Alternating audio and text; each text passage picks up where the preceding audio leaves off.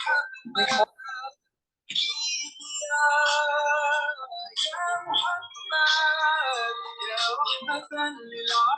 bismillahirrahmanirrahim. Assalamualaikum warahmatullahi wabarakatuh. Ya, alhamdulillah, mahasiswa Bimbingan dan Pengembangan Islam. Kali ini kita akan mengadakan perkuliahan versi menonton YouTube ya. Karena memang kalau online Google Meet khawatir juga lah satu arah, jadi mending sekalian aja kita satu arah dengan YouTube ini. Namun nanti harapannya kalian juga sudah membaca file yang sudah Ibu share di grup WA terkait dengan pendekatan psikoanalisis. Nah, karena memang ini sekilas saja ya penjelasan, sekaligus juga nanti bagaimana menerapkan pendekatan psikoanalisis ini di dalam praktek. Ya, langsung saja kita mulai dari kenalan dulu ya dengan Bapak psikoanalisis yaitu Sigmund Freud.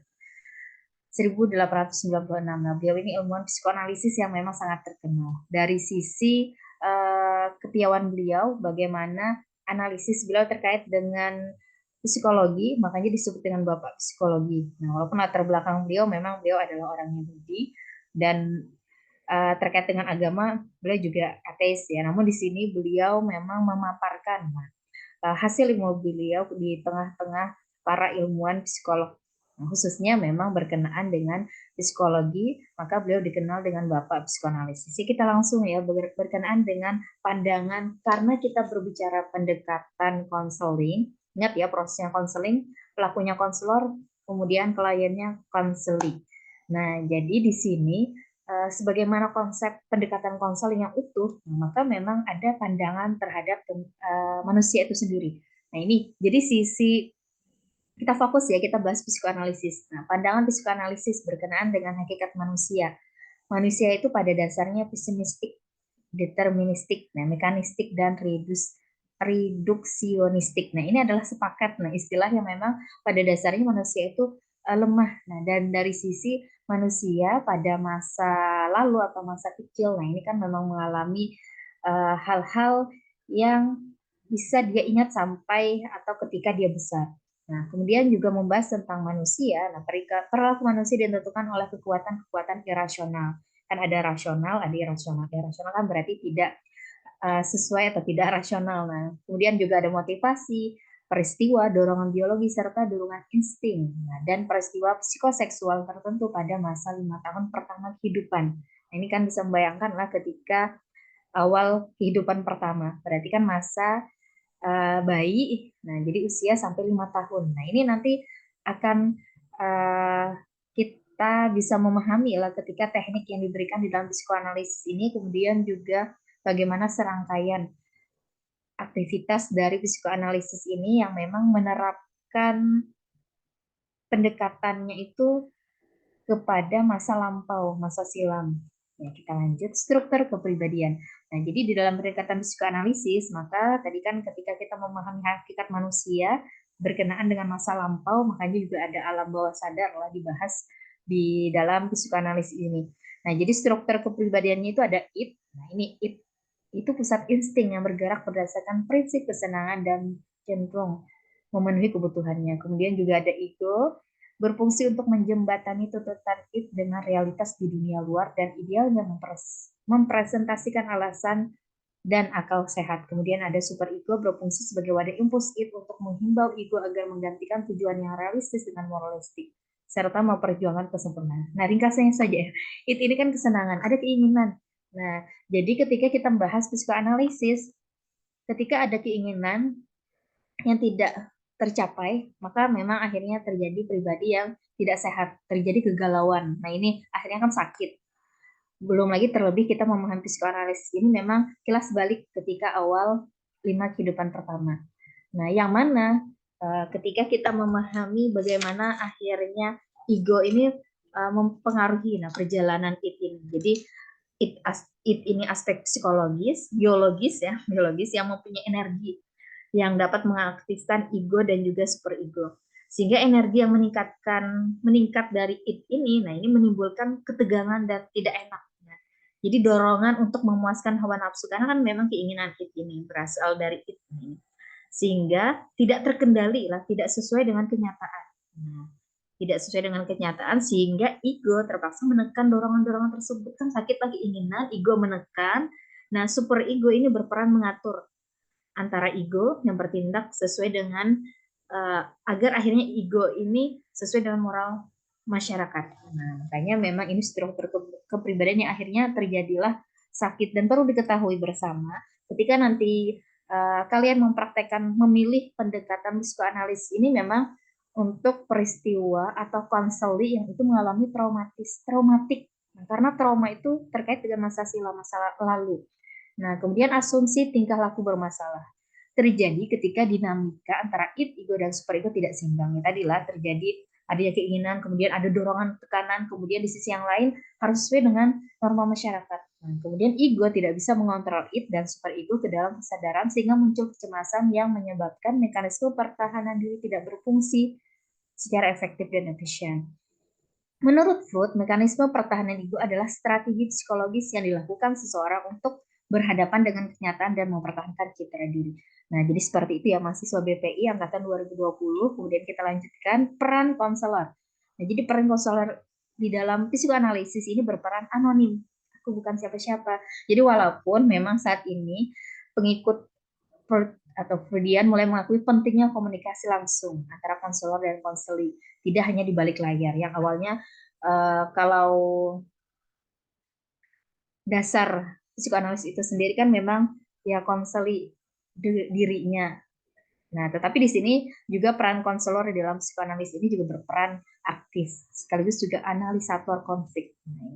Lanjut, fungsi konselor menciptakan hubungan yang efektif dalam personal, mendorong terjadinya pemindahan perasaan konseli, memperoleh kendali atas tingkah laku yang implisit dan irasional, berusaha membantu konseli dalam mencapai kesadaran atas pengalaman-pengalaman yang ditekan di alam bawah sadar. Jangan tidur ya, karena kita masih belajar. Lanjut, semoga tetap fokus untuk mendengarkan penyampaian Ibu. Mekanisme pertahanan ego. Nah, ini mekanisme pertahanan ego di dalam psikoanalisis. Nah, jadi ini kita akan bahas satu persatu. Tapi kita singkat saja ya, yang penting bisa dipahami. Represi. Nah, jadi ego menggunakan anti katarsis. Nah, mungkin pernah mendengar katarsis itu ya, pelepasan emosi. Untuk menekan segala dorongan yang dapat menimbulkan kecemasan keluar kesadaran.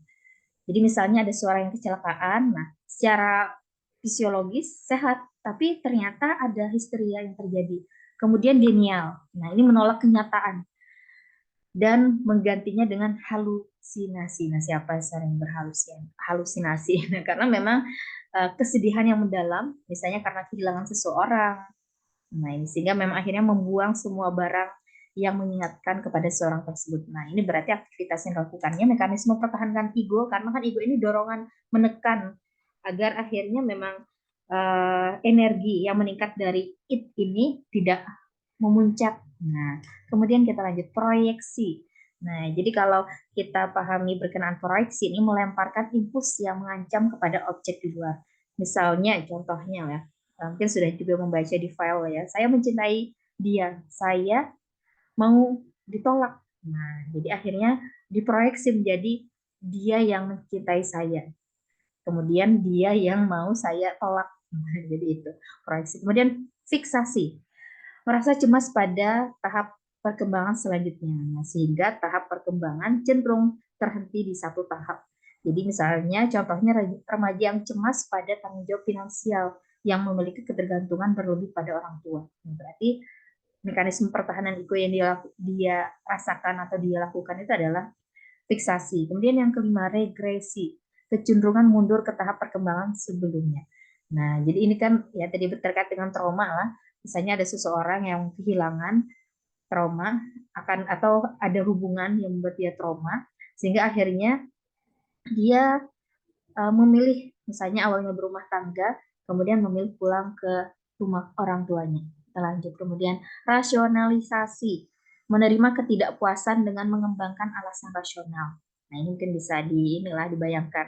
Lebih baik memilih mobil murah yang perawatannya mudah daripada mobil mahal yang perawatannya juga mahal. Nah, jadi pilihlah Vivo saja, tidak usah iPhone. Kita lanjut, kemudian sublimasi. Nah, sublimasi ini tidak lain adalah bagian dari reaksi kompromi yang cenderung menghasilkan prestasi budaya yang lebih tinggi. Nah, ini mungkin sering dibahas ya ketika parenting terkait dengan anak menghisap permen sebagai sublimasi kenikmatan. Nah, menghisap ibu jari. Nah, ini kan biasanya anak sering menghisap ibu jari lah, kemudian diganti dengan permen. Ini bagian dari reaksi kompromi yang cenderung menghasilkan prestasi budaya yang lebih tinggi, kan akhirnya lebih bagus. Kemudian displacement, kita bahasa jujur, displacement ini nomor berapa tadi? Nomor 8. Displacement ya. Ya, jadi mekanisme memasukkan perilaku orang lain. Nah, misalnya kita suka terhadap orang tua kita, salah satu misalnya ibu, akhirnya kita berperilaku seperti ibu kita. Kemudian reaction, formulation. Nah, ini. Jadi ini tidak lain yang mana ego memanfaatkan drift agresif untuk menyerang objek yang menimbulkan frustasi. Misalnya membanting pensil, membanting HP karena marah. Lanjut, kemudian introyeksi. Nah, jadi introyeksi ini tidak lain, nah ketika memang akhirnya muncul ya bagaimana sebagaimana proyeksi, nah aktivitas memasukkan ya hampir sama ya, memasukkan perilaku. Nah, juga memasukkan perilaku orang lain ke atau mengganti. Nah, mengganti tingkah laku yang akhirnya menimbulkan kecemasan, nah, dengan membalikkan kesadaran. Kemudian identifikasi. Nah, jadi identifikasi ini meniru orang yang dianggap lebih berhasil. Nah, jadi meniru ya siapa contoh-contoh yang berhasil, kemudian dia menyerupai sosok tersebut. Kemudian kompensasi, mengganti insting yang harusnya dipuaskan dengan hal lain. Misalnya seseorang yang lumpuh mengganti impuls sosial yang tidak dipuaskan dengan prestasi belajar. Makanya dengan orang-orang yang boleh jadi kekurangan secara fisik, nah ini kita bisa memberikan konseling dengan pendekatan psikoanalisis ini. Lanjut, tahapan konseling. Sama, kita pahami bersama pada dasarnya tahapan konseling itu kan ada tahap awal, inti, penutup. Nah, di dalam proses konseling, psikoanalisis, nah tahap pembukaan, kemudian kita harus memahami ada pengembangan transparansi, karena ini terkait dengan hakikat manusia, pembahasan struktur kepribadian, bagaimana pendekatan psikoanalisis itu sendiri, sehingga memang kekhasannya ketika terjadi percakapan proses konseling setelah tahap pembukaan, nanti kan akhirnya karena kita sudah memahami sebelumnya kan ada need assessment nih, ada masalahnya, traumatisnya itu karena apa, sehingga memang transparansi, ini kan pemindahan emosi-emosi. Jadi pengembangan transparansi terlebih dahulu. Nah, jadi emosinya itu apa? Nah, itu yang diluapkan kemudian dengan teknik-teknik pendekatan konseling psikoanalisis. Nah, ini bisa dikembangkan. Kemudian juga setelah luapan emosi-emosinya muncul, maka akhirnya bekerja melalui transparansi, yaitu dengan pemindahan emosi-emosi yang terpendam yang ditekan sejak awal masa kecilnya. Aku sangat tertekan karena selama ini perilaku ayah yang misalnya apa ya, misalnya contohnya dan lain sebagainya. Nah, sehingga memang akhirnya bekerja melalui transparansi itu, perasaan trauma apa, emosi apa yang dia munculkan, pengembangan transparansinya sudah muncul, kekecewaannya seperti apa, bekerjanya itu dengan kekecewaan atau ketraumatisannya tadi, sehingga akhirnya resolusi transparansi. Nah, melalui teknik konseling ada asosiasi bebas, ada penafsiran, ada analisis mimpi, analisis transparansi, kemudian ada analisis presensi. Yang insya Allah kalau kalian sudah tuntas membaca file yang besar, maka kalian sudah bisa memahami asosiasi bebas. Nah, metode pemanggilan kembali pengalaman masa lampau dan pelepasan emosi berkaitan dengan situasi traumatik di masa lampau yang dikenal dengan sebutan katarsis. Makanya memang ketika katarsis itu terjadi, ingin berteriak, ya kita olahraga saja, kita baca Al-Quran, alihkan dengan kegiatan, tapi memang kembali ya psikoanalisis tidak seperti itulah. Psikoanalisis uh, dengan aktivitas-aktivitas asosiasi bebas itu sendiri. Kemudian penafsiran, nah adalah suatu prosedur dasar dalam menganalisis asosiasi bebas. Kemudian mimpi, resistensi, transferensi. Nah, sehingga penafsiran di sini apa? Mendorong ego untuk mengasimilasi. Nah, hal-hal yang baru dan mempercepat proses penyikapan bahan hal-hal yang tidak sadar, tak sadar. Kemudian analisis mimpi. Nah, ini sebuah prosedur penting untuk menyingkap bahan yang tak disadari. Jadi memberikan pemahaman kepada konseli atas area masalah yang tidak terselesaikan. Karena analisis ini boleh jadi simbol yang terdapat pada mimpi-mimpinya yang sering muncul, yang menghantawinya, misalnya selalu mimpi warna hijau. Kenapa ya dengan warna hijau? Itu akhirnya dianalisis tapi perlu waktu yang panjang. Kita lanjut analisis resistensi. Nah, jadi sebagaimana kita pahami, resistensi ini adalah sesuatu yang melawan kelangsungan terapi dan mencegah konseling mengemukakan hal yang tidak disadari. Nah, sehingga memang akhirnya terapi psikoanalisis dengan menghambat konseli akhirnya dengan melakukan analisis berusaha secara bersama-sama untuk memperoleh pemahaman yang akhirnya muncul dinamika ketidaksadaran konseli. Nah, ini akhirnya menjadi sadar. Teknik konseling. Ya, demikian ya. Ini saja ringkasnya penyampaian dari Ibu. Yang jelas nanti kalian juga tonton praktek konseling dengan pendekatan psikoanalisis. Yang jelas kalau kalian sudah membaca file yang sudah Ibu share, walaupun sebelumnya sudah Ibu share di awal itu ya. Jadi jangan lupa di lembar kendali contreng sudah membaca psikoanalisis. Ya, demikian pertemuan kita kali ini secara online, tidak face to face atau tidak ada timbal balik ya. Karena memang ya bisa memahami dan memaklumi, nanti kita akan bahas pendekatan konseling yang lain di pertemuan berikutnya. Ya, demikian. Ibu tutup, Ibu akhiri. Assalamualaikum warahmatullahi wabarakatuh. Sampai bertemu kembali di pertemuan berikutnya.